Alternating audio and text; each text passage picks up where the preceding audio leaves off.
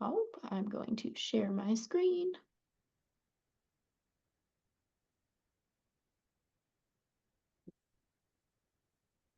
Or not. Come on.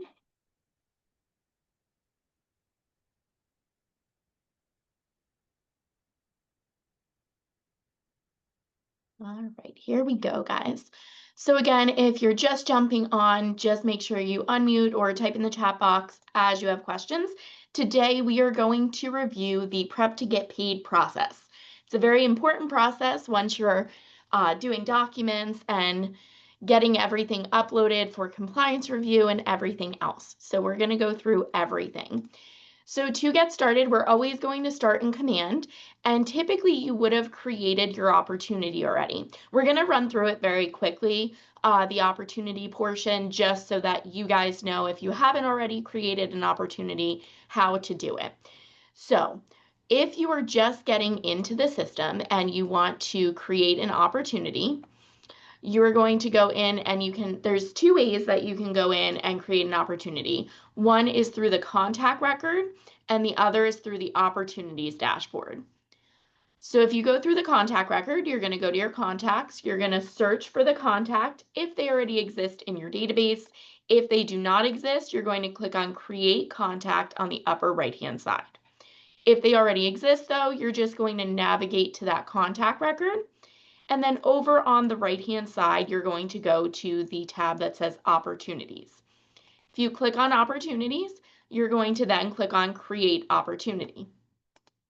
When you do that, this form will open up where you have to fill in the information. So you're going to see that the market center is pre-filled. If you're a member of multiple market centers throughout Keller Williams, you want to make sure that you're selecting the right one in that dropdown. And then if you're on a team, you'll see the team name. If you're in the coaching program under owner, you might see the productivity coach. But the most important part when you're creating an opportunity is the opportunity type. If you select the wrong type, you're going to build out the wrong checklist of what documents you need. So you have to make sure if you're working with a listing, you select listing. If it's a buyer, a landlord, or a tenant, that you're selecting the right one. If you select the wrong one, it happens every now and then, you're just going to go back over to where it says create opportunity and create a new opportunity. There's no way to just change the opportunity type because again, it's building out the checklist of what documents you need. So in this instance, let's just say we're going to do a listing. So when you select the opportunity type and go to listing, you're going to see that automatically, because we went from the contact record, the seller or buyer's name, depending upon the type of transaction, will autofill in this section here. The opportunity name will default to the client's name until you change it. And something that is required, guys, is that you change this information to the address of the property. So if it's a seller, you're immediately going to know what property they're selling, so you'll be able to update this to the property address. If it's a buyer, you might not know. You might be showing multiple properties and you have to wait until you go under contract, they've decided on a property, and then you would update the opportunity name to the address.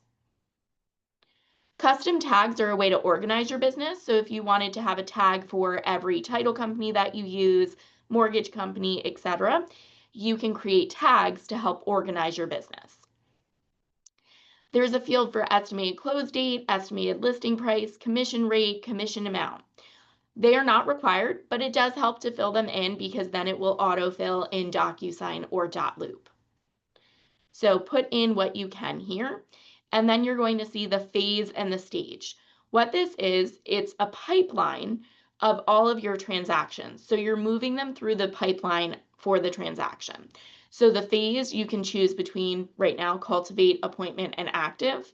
And as you update this, so if we change it to appointment, you're going to see that this drop down for the stage will change. And this is just a really good way within your pipeline to see exactly where your transaction is at. Once you've filled in all of the required fields, anything with a red asterisk, then you can proceed and click on Create. So that is how you create an opportunity from the contact record. I will quickly show you also under the Opportunities dashboard how to do it, but so far, does anyone have any questions? And like I said, unmute, type in the chat box as you guys do. All right, we're going to move on. So again, that was from the contact record. If we want to create the opportunity from the opportunities dashboard, we would click on the handshake icon right here. It would open up our opportunities dashboard where you can see the pipelines. So again, what I was talking about before with the phase and the stage, these are the phases: cultivate, appointment, active, under contract, and closed. And then within those, you can see the different stages. So if you're staging the home, showing the home, different things like that. But from this dashboard, you can also create an opportunity. And it's about personal preference. Some agents like to go through the contact records, some like to go directly to the opportunities dashboard. So it really is about personal preference. So in here, if you wanted to create the opportunity, you're going to click on Create Opportunity on the upper right-hand side. It's a teal or blue button. So you're going to click on Create Opportunity. And from this window, it looks exactly the same as if we went from the contact record. But in here, you have a little bit more information you have to fill in when you go from the opportunities dashboard. So you are still going to select between listing, buyer, landlord, or tenant. And again, if you select the wrong one, you have to go back and create a new opportunity. So if we go in, we're going to select listing, let's say for this example, and then the seller, well, it didn't automatically populate. And that's because we didn't go from the contact record. But no worries, all you have to do is go in this seller field here, and you're going to type in the name of the person that you want to add in. And as you're typing, if they don't exist in your database, you're going to click on Add New Contact. And you can actually go through and add in their name, email address, phone number, any contact information for them. So they already exist, so I'm going to select them. And then you'll see that if you need to add a secondary seller or buyer, you can go in and add seller or add buyer. Then again, you're going to see that opportunity name where you can fill in the address when you're ready to. And in a second, I'm going to show you how to edit that information. Then there's custom tags like we talked about, and then the close date, listing price, rate, commission amount, phase, or stage. And it pretty much looks the same for the buyer side as well. You're going to go through and you would fill in the same information. All of the fields pretty much stay the same. It's going to say buyer and add buyer for the buyer side, whereas the listing would be the seller. So filling in the opportunity information to create the opportunity or transaction file. Does anyone have questions on that?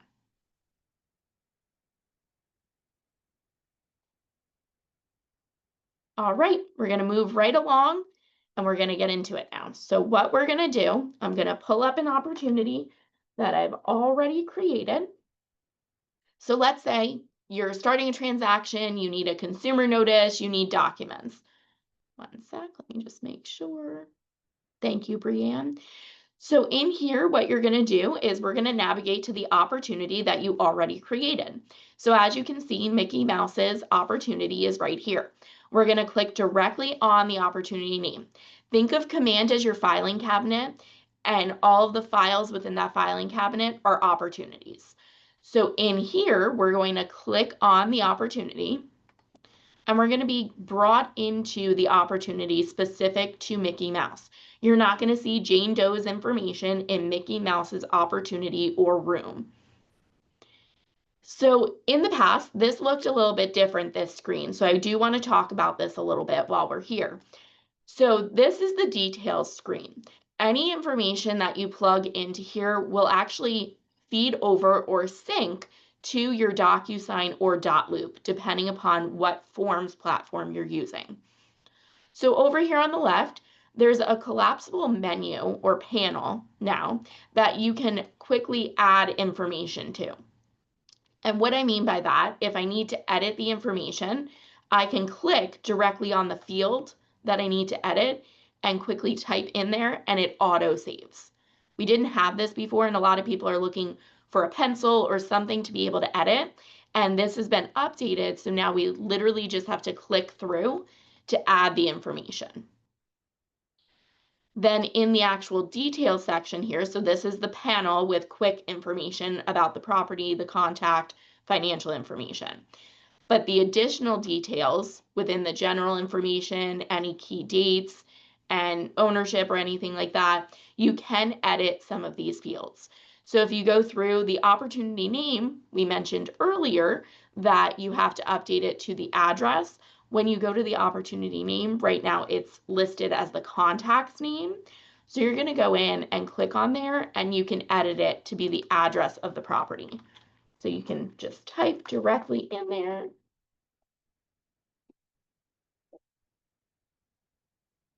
And when you click out of it, it auto saves, which is a game changer because a lot of places within the system do not auto save. So it's very exciting that the details will auto save so you don't have to constantly remember to save the details.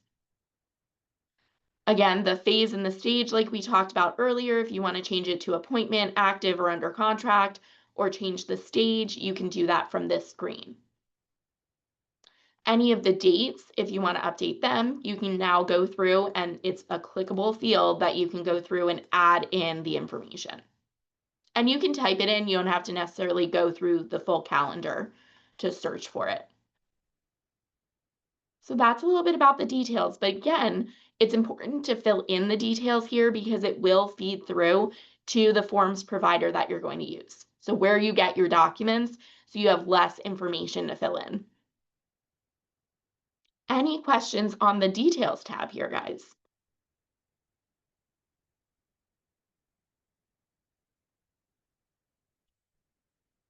All right, now we're going to get into documents. So typically at this point, you would have already created the documents, meaning you sent the consumer notice, you sent all of the documentation to your client for signature, and you have signed the documents. We're at the point that you're prepping to make sure you're on track to get paid. Because if you have everything uploaded and approved by compliance, we can pay you very quickly. If you don't have your documents uploaded and you're doing it the day of closing, there could be a delay in you getting paid. You should never wait to submit your documents. You should not wait until it's closed to submit all of the folders either. So what I mean by that, when we go to this Documents tab, you're going to notice that right now I picked a checklist. Typically, you're going to see a drop down here that you need to pick a checklist type. So I'm going to show you what that looks like quick. Let's go back for a second. Come on.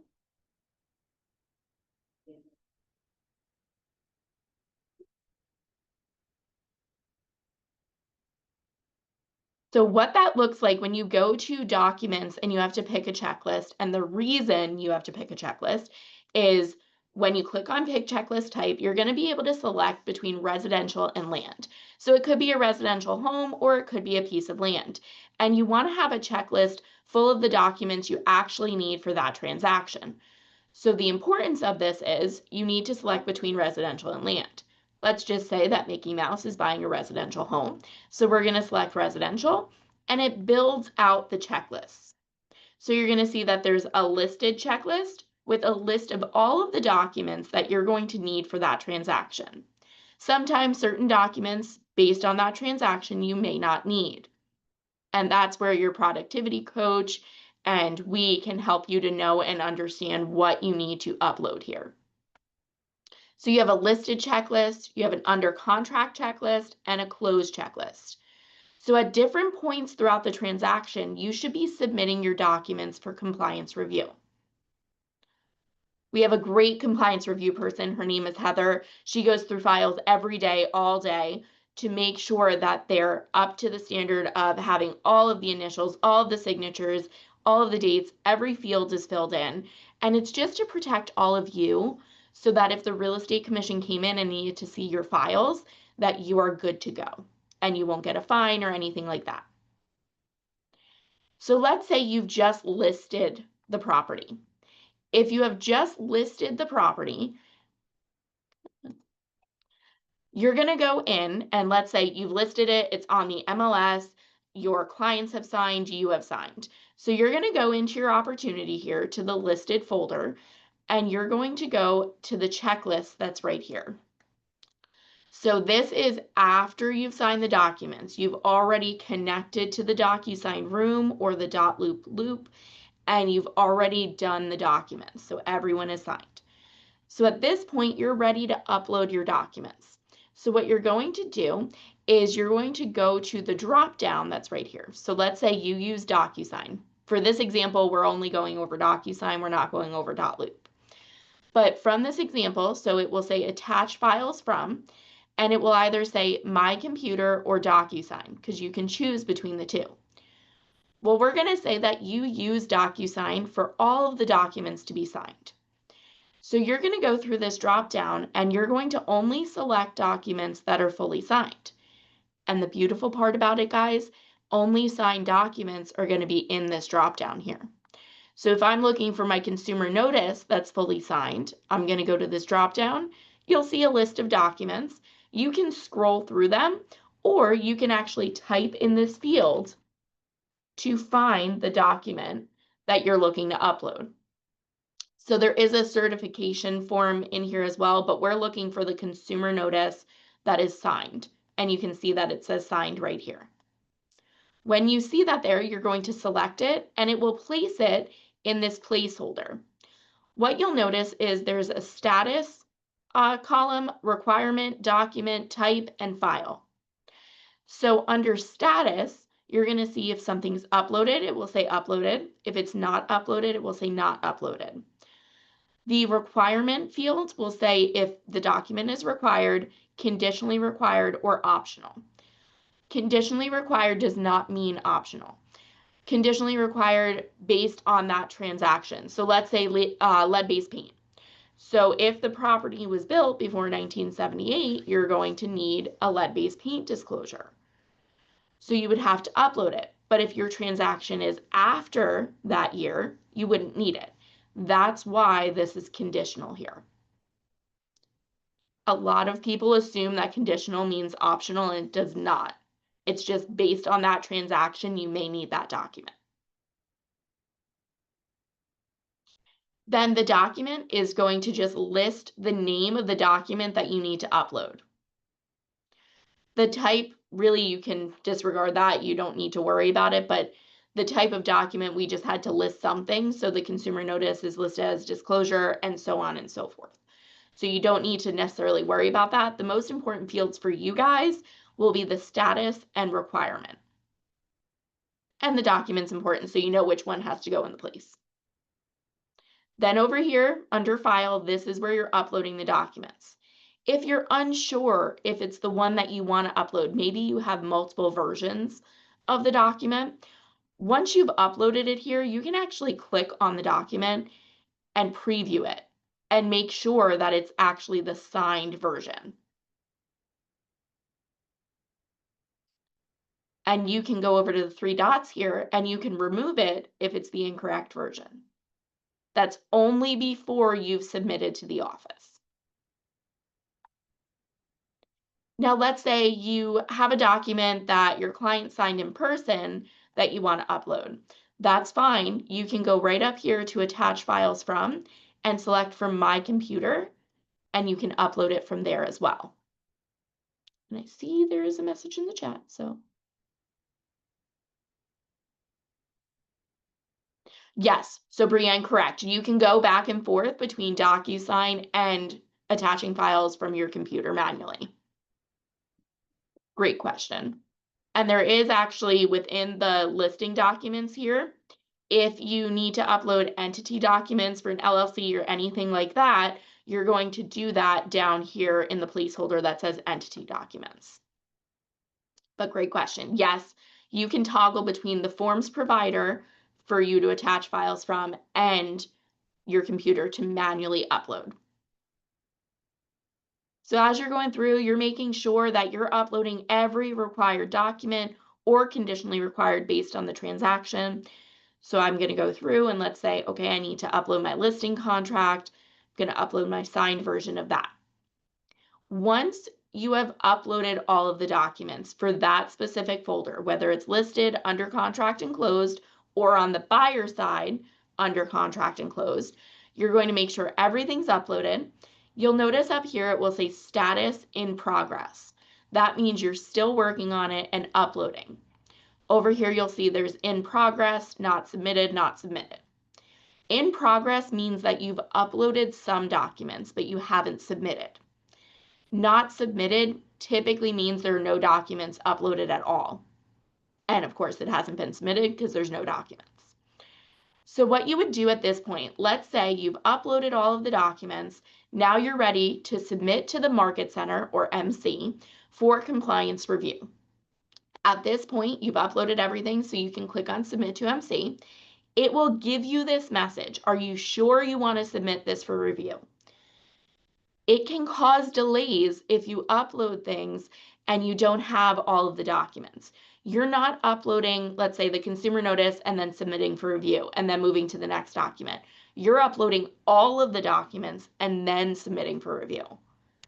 So make sure all of your documents are attached where they need to be, and then you're going to submit. Then once we get the notification that you've submitted a file, Heather will go in and she'll review every document. She'll notify you using the system. She'll notify you whether it's returned or approved. If it is returned, you do get notes or comments to say why it was returned. If a document is completely missing from the placeholder, we mark it as missing and then put a note in there that you need to upload it. If you missed initials or signatures, the document will be returned, and then there's a comment added in as to why it was returned. So if you missed initials, it would say on page 3 you missed initials. So, or there are no seller initials or buyer initials or your initials. So you'll know every step of the way any documents that are missing information. If Heather or myself or anyone that's doing compliance, if we review something and we're notifying you that it's being returned and why it's being returned, we come to this comment box. So there's this button that says add comment. You're going to click on that, and then we're going to tag you, and we're going to say exactly what's missing. Please update the consumer notice, you missed your signature. You're going to have notes for any of the documents missing anything. So once you've updated the documents and you resubmit, if you would like to, you can also submit a note to Heather or myself, or at any point in the transaction, if you need to tell us something, you can tag us in the comments as well. So you can go in and put the @ symbol, and you can tag any one of the leadership team members. Typically for compliance, you're only going to tag Heather or Colleen. So you're going to go in and you're going to tag that individual, and it's the @ symbol and then their name. As you start typing, it should pull them up. And then you can type us a nice little note so we know what's going on, and then you can add that in. When you receive a returned file or any comments on a file, you have a couple of ways that you're notified. You could receive an email, depending upon how you have your notifications and your settings set up. You will receive a notification via the notification bell on the upper right-hand side of Command. If you have the Command mobile app downloaded, which everyone should have the Command mobile app downloaded, if you do, you will receive push notifications of any comments or notifications that we've sent to you. So there's a couple different ways that you're going to know that that file is not in compliance. On the flip side, if it's approved, you also get a notification that the file's been approved. So that's exciting. You're one step closer to being paid on time. You could be submitting, guys, between 3 or more times throughout the transaction. If you have addendums, if it's in an HOA and you need the receipt of docs uploaded, so you could be submitting multiple times throughout the transaction. We always recommend you submit early and often because you want to make sure that everything is uploaded so that when you get to closing, they're just signing the closing documents and you don't have to say, oh, I forgot to have you sign this when we listed the property. Can you sign this now? You don't want to go to people at the closing table or after to get signatures or initials. So make sure you're submitting so we can let you know if you missed anything. This goes for the listed folder. Under contract works the same way. It's a drop-down menu. where you upload the agreement of sale, pre-qual, seller's disclosure, everything is going to be uploaded here. Then when you've closed, you're going to go in and upload the ALTA, settlement statement, CD, HUD. You're going to upload the copy of your commission check, your walkthrough form. There's an internal form that we would recommend uploading. If you miss it, that's okay, but we highly recommend attaching it to your check. If there's a referral on the transaction, you're going to upload the referral form and a W-9. And then the DA sheet doesn't matter for you at this point. We upload it. So KW will upload that, and it's a breakdown of what you're being paid on the transaction. Throughout the process, when you've submitted, so what you're going to see, I'm going to submit, and then I'll go back and remove it. But when you submit, it will now change the status of that folder to submitted. So at this point, Heather would go in and review my documents. She's going to return this to me because I didn't upload all of my documents. So when it gets returned, then I would know to go in, because I'll get my notification on the notification bell, and I would know to go in and update my documents. And then once I've updated and uploaded all the documents I need to, then I can resubmit. So the option will be there to resubmit. So getting your documents in early and often is most important. Does anyone have any questions about creating an opportunity, updating the details, getting your documents into the opportunity?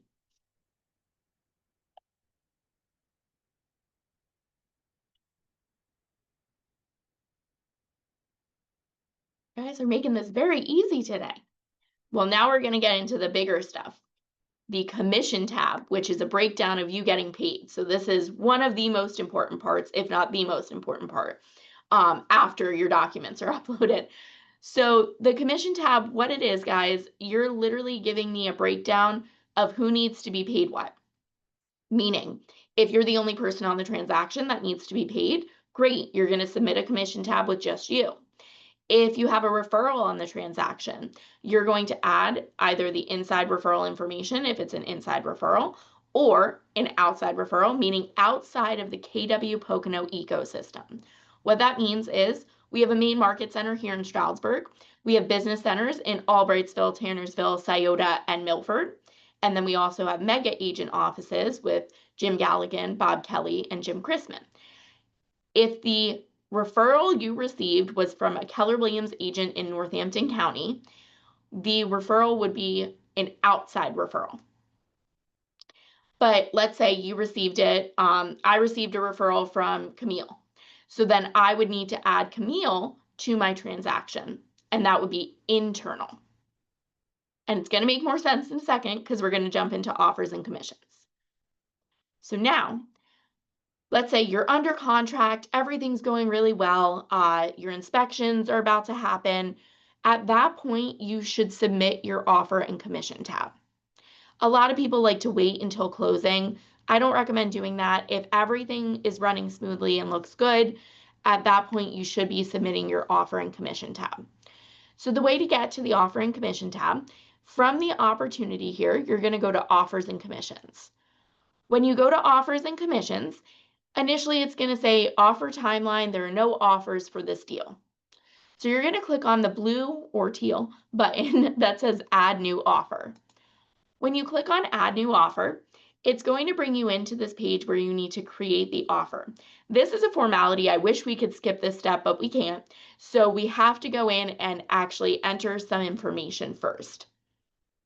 So in here, you're going to go to offer name is the first required field. Leave it as is, guys. Don't give yourselves extra work. Leave it as initial offer. Then you're going to go into the property address. A lot of agents like to just go in and type in the address. Unfortunately, at the bottom, it most likely won't let you create and accept the offer if you do it that way. What you want to do when you get to the property address field is you want to click on select from KWLS. When you click on select from KWLS, you want to search for the listing. So you should see all of your listings within this pop out here. Right now, it says show only my listings. If you don't see your listings here, you want to go to this drop down where it says show only my listings, and you want to click on there and select all listings, because then you're seeing the listings from across the country from every MLS. So if for some unknown reason your listing isn't appearing under only my listings, try to find it under all listings. So let's say if the property was 300 Tanite Road, I can select it from here to add it into the property address. But there's a chance that every now and then, maybe the listing isn't appearing whether I look under only my listings or under all listings. Be sure that you search by address and MLS number. Try it both ways, because sometimes we're typing in 300 Tanite Road, we misspell it, we abbreviate road, so street address might not work. So try the MLS number, and if you still can't locate it, at that point, you can manually create a listing in here as well. Especially if it's off market, for sale by owner, things like that, you might need to create an exclusive listing. So what you would do in that instance, if you can't find the listing, try it multiple ways. Um, if you can't find the listing or if it's off market, you can go to Create Keller Exclusive Listing. When you click on there, it's going to bring you to this pop out that wants you to enter in information. So the first field, the first drop down that you need to go to is the listing category. So is it for rent, for sale, sold, off market, sale and rent, rented, leased? So let's just say this one's for sale. Then your name would default to the listing agent dropdown, and you're going to leave that as is. You're not going to be able to change it, and it has to be under you. Then the listing classification, you're going to select the property type. So you can select between business opportunity, commercial, common interest, farm and agriculture, lots and land, manufactured and park, vacation ownership, residential, residential income, other. So let's just say we're going to go with residential for this one. Property subtype is an apartment, a condo, manufactured home, single family attached, single family detached, multifamily, adult community, vacation home, etc. Not going through all those. But what normally would happen is you're going to select single family detached or multifamily or one of those right at the top. Once you do that, then you're going to go through. I recommend, even though it doesn't show as a required field, I would put in the expiration date, because every now and then you'll get an error message. So let's just say that this one, we're going to make it expire December 15th. Then you have to fill in the pricing details. So what is it currently listed for on the MLS is what you want to put in. So let's just say for this example that we're going to put the current price as $150,000. Then the address, you want to manually enter in what the address is. So we're going to do 123 Fake Street.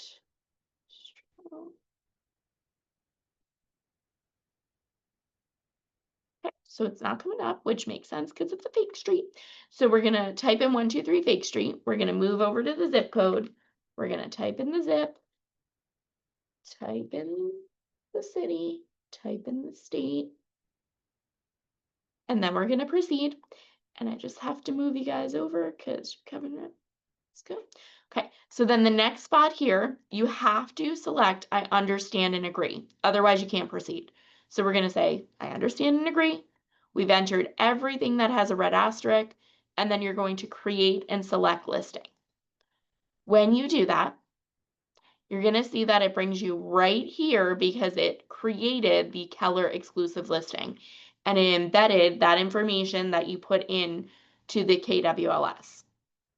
So again, there's two ways. Either search for the listing, which typically it's going to show up, or you can create a Keller exclusive listing. When you select it, it's going to check it off and add it to that field. Don't just try and type in that property address field. Always go to select from KWLS. I know that's a little confusing for some, but does anyone have questions on that portion?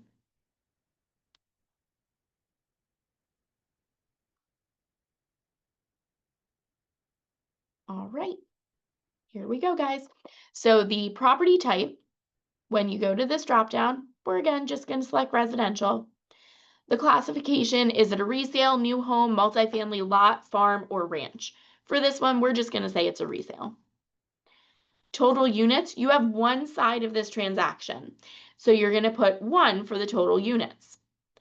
Now, some of you might say, well, what if I have both sides of the transaction? You would actually have 2 separate opportunities, so 2 separate offer and commissions tab. When that happens, you're going to have 1 unit for this side, for the listing side, and then on your buyer side opportunity, you'd have 1 unit listed for the offers and commissions, because each side has their own commission tab. Then as you scroll down, you're going to see seller info. It defaults to Mickey Mouse. That's who we selected in the beginning, so he's staying right there. You as the agent, your name will be here, whether it's seller agent representative if you are on the seller side, or if you're doing the buyer opportunity, it would say buyer agent representative. Then when you scroll down, buyer info, you do have to type it in. I'm going to go with Donald Duck for this one. And if there's a co-buyer or anyone else that needs to be added, you can add them at this point. Then if you want to plug in the buyer's agent representative, you can. It's not required. You could skip over it. Anything with a red asterisk has to be filled in. Then we get to the terms and dates. A lot of people get hung up on this. I would just go in and type in exactly the amount for the transaction. Don't worry about the cash spot or anything. Just put the full sales price. We'll be able to see on the settlement statement if it was financed or anything like that. We just need a breakdown of how you're getting paid. So just put the full sales price. Some of you might say, well, what if there's a seller's assist? What if there's other factors within it? If that happens, so if there's, let's say, a $5,000 seller assist or anything like that, you would reduce it from the sales price based on what you're getting paid. All we care about with the offers and commissions is the amount you're supposed to be paid. So if you're getting paid from the $140,000 because of $5,000 seller assist, you're going to go in this field and you're going to put in $140,000. If there's no seller's assist, if everything remains the same, and while the property was listed for 150, but it sold for 145, great. You're going to put in the sales price based on the agreement of sale right here, and you're going to put the full amount. Then you'll see that there are other sections, earnest percentage, earnest amount, commission rate, commission, contract date, close date. You don't have to fill any of these in unless they have a red asterisk. But the contract date on the next screen is going to be required. So I would recommend just go in there now and add it. So let's say that this went under contract on the 14th, and we're going to be closing on December 3rd. Then you'll see that there's a contingency section. We don't use that for our office, so you don't have to worry about it. There's also a comment section. You don't need to add comments here. So just leave both of these blank. And then we're going to click on create and accept offer. Before we do, does anyone have questions about how to get to the offers and commissions tab or how to fill in any of these fields?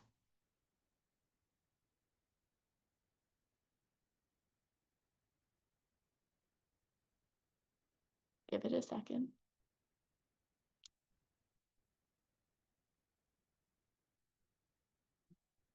Okay.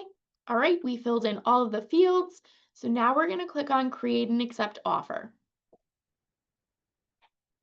And I didn't put a commission amount. So let's just say, I don't know, I'm getting $2,500 for this one.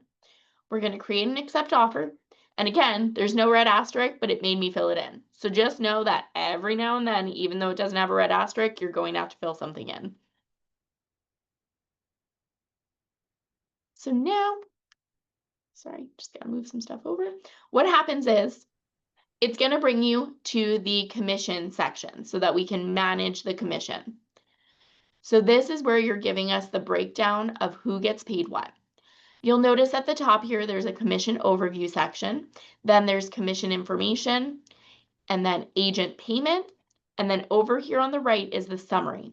So as you fill in this section here, you're going to see the summary will update. So we're going to run through this. As you have questions, please unmute or type in the chat box. Camille, do you have a question? No. Okay, I just want to make sure. Yeah, thank you. I saw you on mute, so I wanted to be sure. Yeah. So then in here, the first section is the commission overview. You are never going to use this button here that says add contingencies. Don't click on it, don't worry about it. But in this commission overview section, you'll see that the sales price is listed, the units, the contract date, the closing date, and the transaction ID. If you click on edit general, come on, edit general information. So when you get into this field, you can see that, okay, the sales price is listed here, but maybe before closing it changed. You can go into this section here and you can change the sales price based on what information you have now. So maybe there was some sort of issue and the price has changed to 140,000. So you are being paid on 140,000. You'll notice down below the total units, that doesn't change because you have one side of the transaction. Then down below, you're going to see the contract date. The contract date, once the agreement of sale is signed, is not going to change, but the closing date could. So if you have an addendum that it's been extended out or anything has changed, you can update the closing date at this point. So let's say they needed to push it out a little bit, so I'm going to push it out to the 8th. Yes, Camille. I'm sorry, I You're did okay. have a question. Yes. So the section under offers and commissions. Mm-hmm. So the listing price is what we input from the agreement of sale. So the listing price when you entered the listing, you mean? Yeah, when you enter the listing, and what is also on the agreement of sale, not on the agreement of sale, on the listing price. I'm sorry. Yes, on the listing contract, it would be the same as the listing price that you put in when you're The entering the listing listing, price. if you have to manually enter it. Otherwise, it automatically shows up from the MLS in your account. Okay, so for this section that we're talking about now, when you say edit general information, the seller's Yes. price. So in between, at some point when the property was listed, the price was reduced. So no, this is when you're under contract. So when you've completed an Yes, agreement of sale. So this is based on when the agreement of sale was executed, if the price were to change before closing. So got you you. you put in the sales price that was listed on the agreement of sale, but things can happen between the time the agreement of sale is signed and the closing. So Yep, this can be adjusted if need be. Hopefully I no changes understand. happen. So hopefully it remains the same, but if you need to change it, you can change it in here. Gotcha. So that's the contract price. Gotcha. Yes. So this section that we're talking about, just so everybody's aware, this is when you're under contract, you have a fully executed agreement of sale. Thank you for that question, because that's important that Mhm. everybody knows. Thank you. So then once you fill this out, once it's all updated, if it needed to be updated, then you're going to click on Save Changes. Once you do that, you'll notice that over here, some information may have changed because you changed the sales price. Then you're going to see the commission information section. You're never going to click on Add Co-Broker. We don't use that section, so you want to skip over that because we don't use it at all. So never click on that. So far there's two sections you should never be clicking on, Add Contingencies and Add Co-Broker. Then we're in the commission information section. So in this section, you can edit the listing commission. So if you go in and click on Edit Listing Commission, you'll notice that the percentage isn't there. If you're getting 3%, you can type in 3%, and when you do, it should update the information in the commission amount. Let's say there was a negotiation and you're not getting 3%, you're getting a flat 2,500, you can type it directly in the commission amount. The commission rate percentage is not required that you fill it in. So if you just have the dollar amount of what your commission is going to be, you can go into the commission amount and just type it in. But if you know the commission rate is 2.5%, you can type it in and it will adjust. But you'll notice if you make changes here, it's going to say to you, you're short $1,000 at this point. So you actually have to go back and you have to update the agent section, which we're going to get into in a second. You can do it from here, but we're going to go to the actual section so you can see that. You're never going to use add concession. You can use add bonus. So if you get, let's say some people act as their own TC. If you do, you can add your bonus check of $295 or whatever it might be. You can add the bonus. Typically, no one's acting as their own TC. You hire a TC so they can help you along. But you can add those bonus amounts in this section. You'll notice that there's an outside referral section. And right now there are no outside referrals, so it's showing as grayed out with $0. So if there's nothing else you have to update here, you're just going to save. Now that's if your commission had changed, you went in and you updated it because now your client is offering you another $1,000. So instead of $2,500, you're getting $3,500. But you'll notice right now we're not in balance. So the reason for that, we need to update the agent payment section. So you have a general overview up top. Then you have an overview of the commission, and then you have it more specific down here to you as the agent.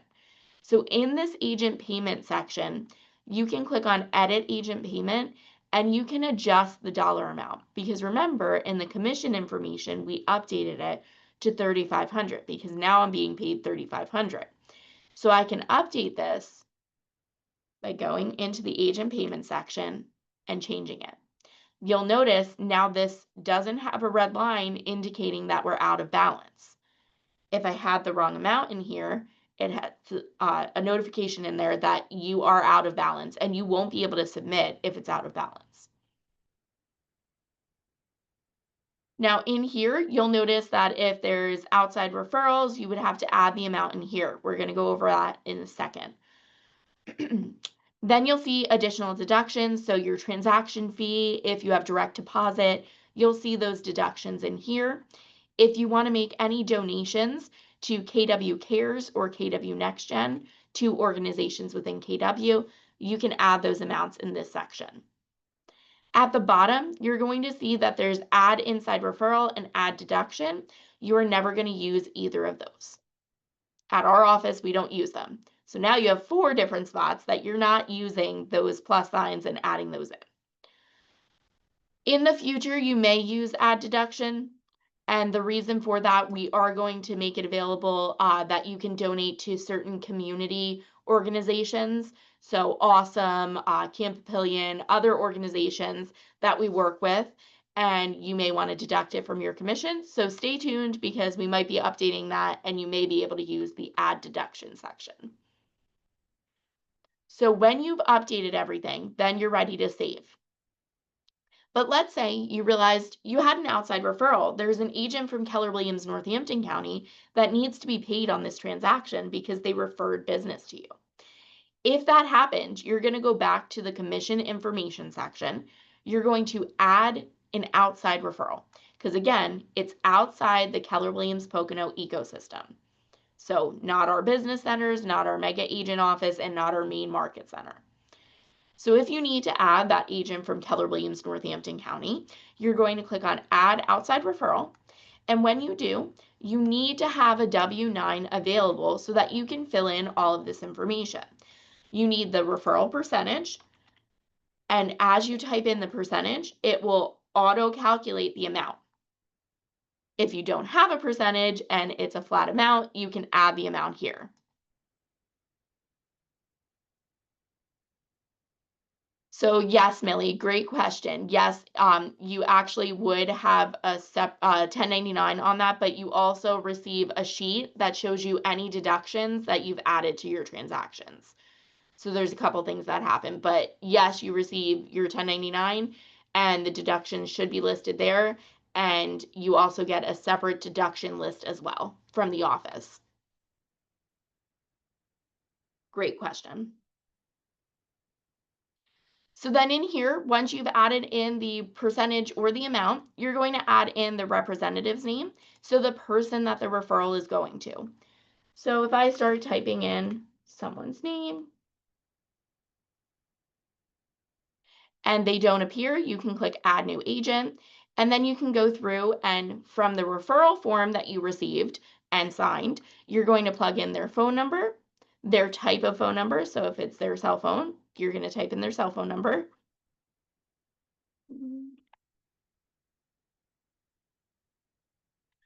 And then you're going to go through. You can plug in their email address. You don't have to. Then you're going to scroll down and using the W-9 that you received, you're going to put in the company name, then the office branch nickname. You're going to fill in the address for the office. You're going to fill in the legal name for the office. This is all listed on the W-9. If it doesn't have the nickname, typically it doesn't, you're just going to abbreviate the company name. Meaning if it's listed as Keller Williams Real Estate Northampton County, you're going to put KW Northampton County. You just have to shorten it to put in the nickname because it's a required field. Then down below, the most important part when you're adding an outside referral is you need their tax ID number so that we can pay them. For 1099 purposes, we have to have the correct tax ID number. So if we don't have the right tax ID number, this gets kicked back to you. So make sure that you are using the W-9 that you received and you're filling in the correct tax ID. Once you've done that, then you're going to click on Add Outside Referral. When you add the outside referral, that's not all you have to do once you fill it in here. Once you've added the outside referral, you then have to go back to the agent payment section and you have to add in the dollar amount of that outside referral. Because in here, it would have a red label stating that it's out of balance. I didn't actually add the outside referral, that's why it's not showing there, guys, but you would need to add it under your commission breakdown here.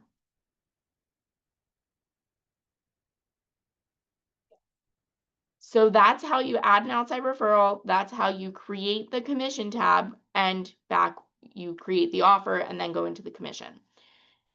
Now, I want to get into in the next 2 minutes if you wanted to split the commission between two people within our office. So before we move forward, do you guys have any questions on what we went over so far?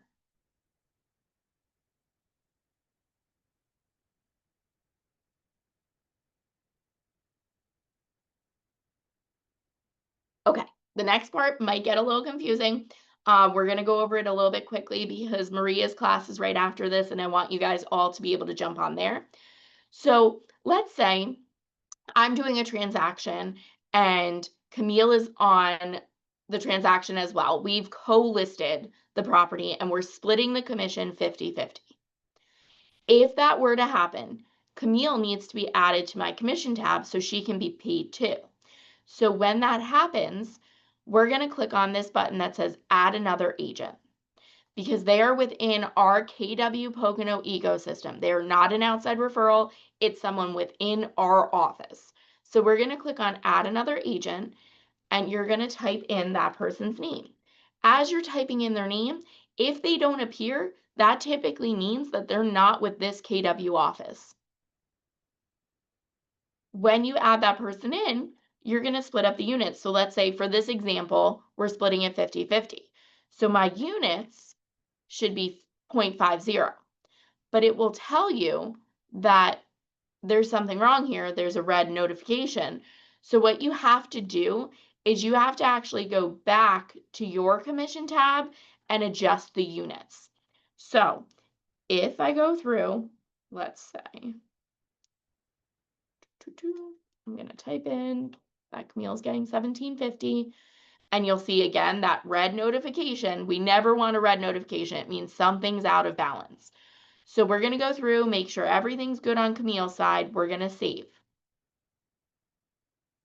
Once you do that, now you have to go back to your commission breakdown. So we're going to click on Edit Agent Payment, and we're going to adjust anything that's in the red. So we're going to go through, and we're going to split this up so it's the correct amounts. Now, this could be that you're splitting it 75-25. It just depends how you're splitting it, but you have to make sure that that individual is added in. We have no way of knowing unless you add them to the commission tab if there's another agent that needs to be paid, if there's an outside referral. So if an agent referred business to you and you want to give them the 25% that they deserve because they referred business, you have to make sure you're adding them to the commission tab. So you're going to adjust everything accordingly so that each individual is being paid. Then you're going to save. So nothing is out of balance. It will always say that it's been edited or saved. Then over here, you can review the summary. If something seems off, you can go through and see, okay, pay to office, that's not right for the dollar amount for this person. Go back to edit agent payment and you can adjust the information. Once everything looks good to go, guys, that's when you're submitting. If you need to add a note, if you need to let me know something for your commission tab, you can add a note here. That's why it wasn't necessary on the offer section to add a comment, because you can add a note for me right in here. Then you're going to click submit. When you click submit, then we go in and review the commission tab when the closing happens. So before that, you can make any changes. So if the price changes, if your commission amount changes, before we review it, you can go in and make changes to it. And once it's approved, we mark it as approved. And if it's returned, we return it with a note so you know exactly why we returned your commission tab. If something's out of balance, if you forgot to add the outside referral and we see an outside referral form and the W-9, we'll return it to you so that you can make those changes and make sure everyone's getting paid that needs to. Does anyone have questions on the commission tab? You will have questions because sometimes there's different transactions where it gets a little confusing, and that's when you can reach out to me, you can reach out to Heather, and we can assist you with the commission tab. Actually, all of the DoFis also know about the commission tabs, so they can help you too. Thank you, Brianne. Any questions? Thank you for the commission. No problem. I wish I could actually pay you on that. Oh, great job. Thank you. Thank you. But if you guys need anything, just know that you can reach out to me. Anyone on the leadership team will be able to help you. And I know Maria's class is going to be starting, so I have to end the class. But if you have questions, feel free to email or call me, and I'll help in any way I can. Thank you all for jumping on. Thank you. And the recording will be on the YouTube channel by the end of the week. So if you want to rewatch this at all, you're more than welcome to. Perfect. Thank you, guys. I hope everybody has a great day. You too.